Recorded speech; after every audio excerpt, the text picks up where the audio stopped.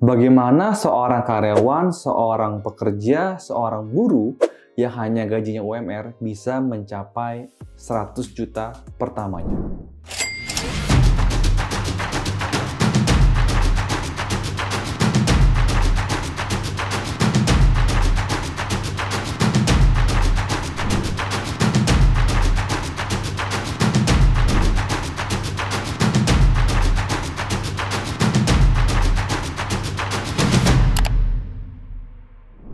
Halo, salam kenal, nama saya Yusuf Arifin Jusep. Bagi kalian yang baru pertama kali main ke channel ini, di channel ini saya bisa sharing tentang pasar saham, tentang investasi, tentang properti, maupun seputar tentang bisnis. Banyak orang yang sekarang bekerja, bahkan harus bekerja sampai masa tuanya.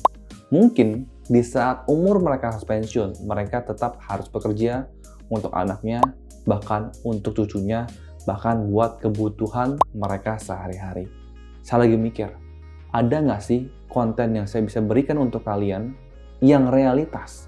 Kalian sebagai seorang pekerja di kantoran, mungkin seorang satpam, mungkin seorang buruh, tentunya kalian uangnya pas-pasan. Di rekening uangnya cuma numpang lewat doang, masuk keluar. Nggak ada double digit atau triple digit. Oleh karena itu, saya ingin membuat sebuah challenge atau tantangan. Bagaimana seorang pekerja, satpam, buruh bisa mempunyai uang 100 juta di rekening RDN mereka.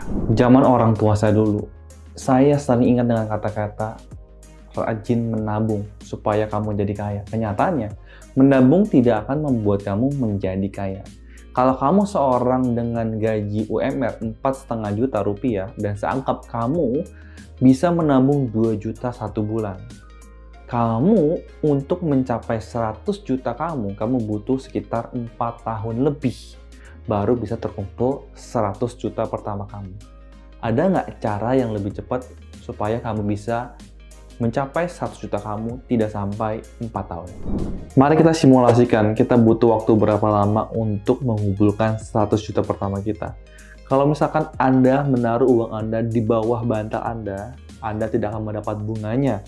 Ya, tentu kita bisa lihat Anda butuh waktu 50 bulan untuk mengumpulkan 100 juta pertama Anda. Lalu misalkan Anda berinvestasi di pasar saham, ya, atau di peer-to-peer lending, atau di instrumen investasi yang lain, Anda bisa mendapatkan return 10% per tahun. Maka dari 50 bulan, kita bisa waktunya berkurang menjadi 42 bulan. Dan Anda hanya butuh mengeluarkan uang 84 juta, sedangkan return-nya adalah 16 juta 100 ribu sekian untuk Anda mencapai 100 juta pertama Anda. Lalu pasti ada yang bertanya, kalau gitu bagaimana saya bisa membesarkan return saya? Bisa nggak sih investasi di saham lebih dari 10%? Mungkin aja bisa, kita menjadi 20%, maka waktunya menjadi sekitar 37 bulan, kurang lebih sekitar 3 tahun, tapi 20% per tahun itu menurut saya tidak terlalu gampang ya, butuh sedikit effort untuk mencapai return 20% per tahun. Ada nggak cara lain? Ada. Kalau misalkan Anda part-time, Anda bisa mendapatkan THR, mendapatkan komisi, mendapatkan bonus, atau side hustle yang lainnya. Anda yang tadinya bisa berinvestasi 2 juta per bulan, sekarang Anda besarkan menjadi 2,5 juta per bulan. Maka waktunya dengan hanya mendapatkan return 10%, waktunya juga mirip-mirip. Anda bisa singkat menjadi 35 bulan atau tidak sampai 3 tahun. Lalu apabila ya tadi Anda bisa menaikkan Anda punya jumlah investasi dalam per bulan 2,5 juta, tapi returnnya juga Anda bisa tinggikan menjadi 20% per tahun. Maka Anda hanya butuh waktu 32 bulan untuk mencapai 100 juta pertama Anda. Anda cuma ngeluarin modal 80 juta, sisanya 23 juta, itu hasil daripada return investasi Anda. Jadi kalau di atas kertas, ini hanya masalah angka aja. Yang pertama adalah berapa jumlah yang bisa Anda investasikan dalam 1 bulan. Semakin besar, tentu jangka waktunya semakin cepat. Yang kedua itu adalah return investasi kita dalam 1 tahun. Angkanya semakin besar, jangka waktu kita juga semakin cepat. Jadi kalau misalkan jumlah investasi kalian bisa besar dan returnnya bisa besar, tentu waktunya itu adalah yang tercepat. Pertama-tama saya akan sharing saya punya pengalaman bagaimana saya mengelola uang saya sendiri, lalu Anda bisa mungkin menirunya atau memodifikasinya sesuai dengan kondisi Anda. Tentu kita bisa lihat juga nanti hal apa aja yang bisa Anda ambil dan mungkin nggak cocok dengan Anda. Pertama-tama di sini income saya itu berdiri dari 3 komponen. Yang pertama adalah gaji saya dan juga komisi saya. Untuk gaji saya sudah tetap, tapi komisi itu tergantung dari penjualan. Apabila penjualannya makin banyak, uang yang terima juga semakin banyak. Nah, di sini saya juga dapat uang dari YouTube AdSense. Nah, di sini mungkin berbeda-beda. Mungkin kalian bisa part-time yang lain, atau mungkin punya usaha yang lain. Dan di sini, waktu senggang saya bikin YouTube, atau Instagram, atau TikTok, supaya saya bisa mendapatkan AdSense di sini. Yang berikutnya adalah endorsan dari beberapa brand, misalkan dari Indo Premier, dari Stockbit Sekuritas, dari peer-to-peer lending yang lainnya, saya juga mendapatkan endorse. Nah, tentu dari endorsement ini, saya bikin YouTube. YouTube-nya bisa menghasilkan AdSense buat saya. Jadi, ada sebuah lingkaran yang bagus menurut saya. Nah, kalian juga tentu ya, bisa mencari cara bagaimana bisa menambah kalian punya income yang lain, tidak harus lewat YouTube atau tidak harus lewat endorsan, karena setiap orang mungkin kondisinya berbeda-beda. Setelah kita tahu dari 3 kategori saya mendapatkan income, lalu bagaimana saya mengeluarkan atau menggunakan uang ini? Pertama, tentu buat kebutuhan sehari-hari, buat makan, buat belanja, buat beli sabun, dan lain-lain. Berikutnya, rumah saya masih cicilan, masih sekitar 4 tahun lagi, jadi saya punya cicilan rumah lumayan besar, rumah beban buat saya pribadi. Berikutnya, saya juga berinvestasi. Ya, investasi saya ada di pasar saham, ada di properti, di peer-to-peer lending, dan juga di crowdfunding. Nah, tahun 2022, saya sudah hampir men-stop investasi saya di crowdfunding karena tidak liquid. Ya, memang ini bisa menghasilkan namanya dividen buat saya. Dan biasanya dividen ini saya invest lagi ke pasar saham. Jadi di 2022 saya sudah mulai stop di crowdfunding. Nah, 2 tahun belakangan terakhir, 2020-2021, saya cukup masuk banyak di crowdfunding.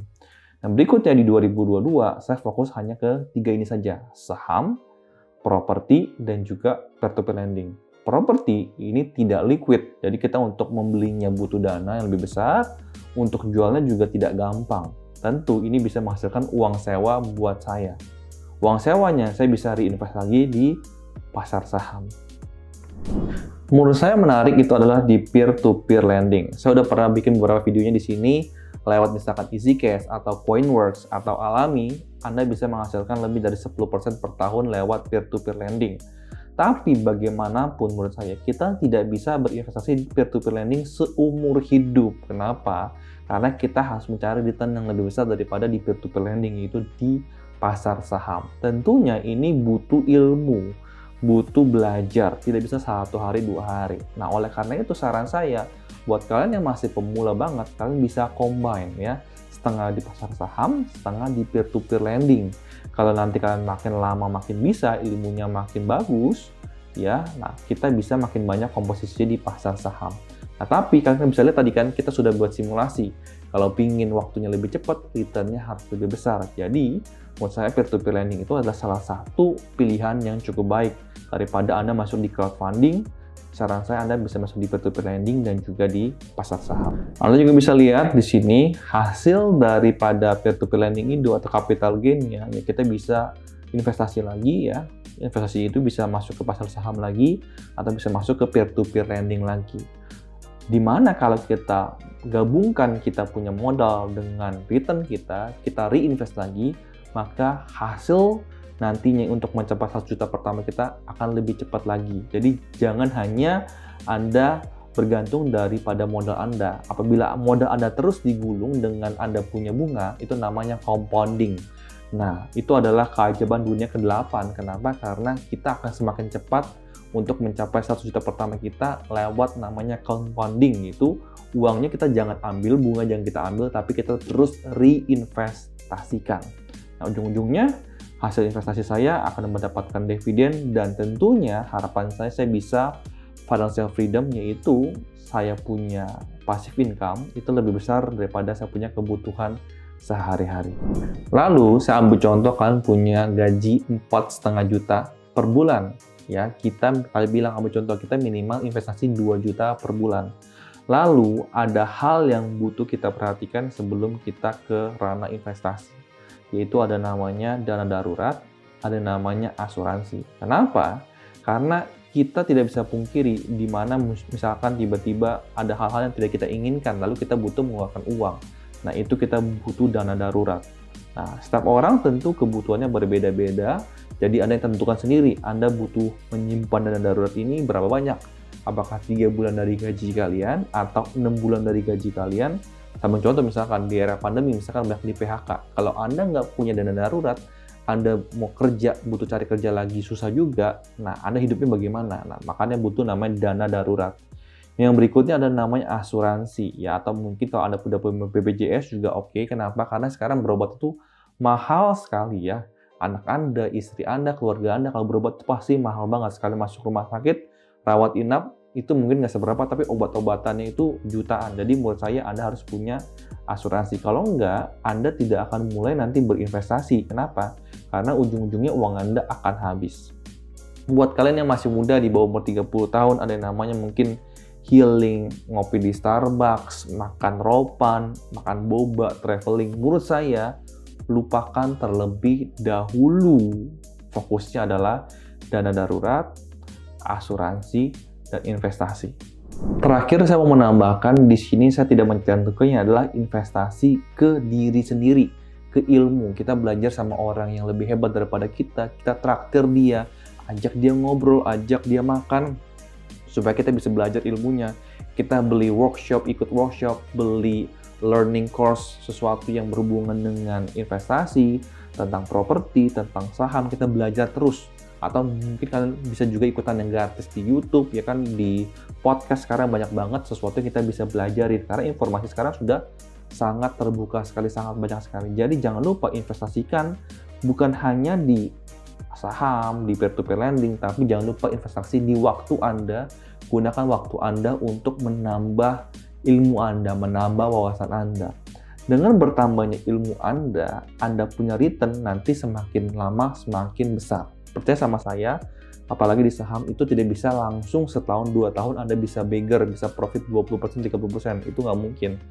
Itu mungkin hoki, tapi kalau mau konsisten bertahun-tahun Anda returnnya bisa tinggi di atas 10%, itu butuh namanya ilmu.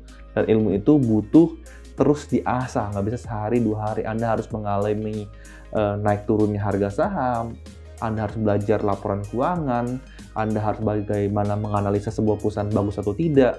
Nah, itu semua butuh waktu. Nah, hari ini kita belajar tentang money management. Mudah-mudahan Anda mendapat sesuatu dari video hari ini. Dan di next video, saya akan mengajak kalian membuat akun sekuritas supaya Anda bisa mulai berinvestasi di pasar saham. Jangan lupa juga subscribe channel ini dan loncengnya atau notifikasi dinyalakan supaya Anda bisa memantau saya setiap bulannya bagaimana hasil investasi saya. Apakah sudah naik, ataukah turun, atau biasa-biasa aja, dan Anda bisa lihat saya konsisten nabung di investasi di pasar saham 2 juta per bulan. Kita lihat apakah butuh waktu 50 bulan, atau lebih cepat, atau jangan-jangan lebih lambat, karena returnnya tidak bisa 10% per tahun. Kita sama-sama belajar, dan Anda juga bisa memantau saya beli saham apa aja, kenapa beli saham ini, dan mudah-mudahan serial ini, 100 juta challenge ini, bisa memberikan manfaat buat Anda dan saya. See you at the next video, and salam cuan. Bye-bye.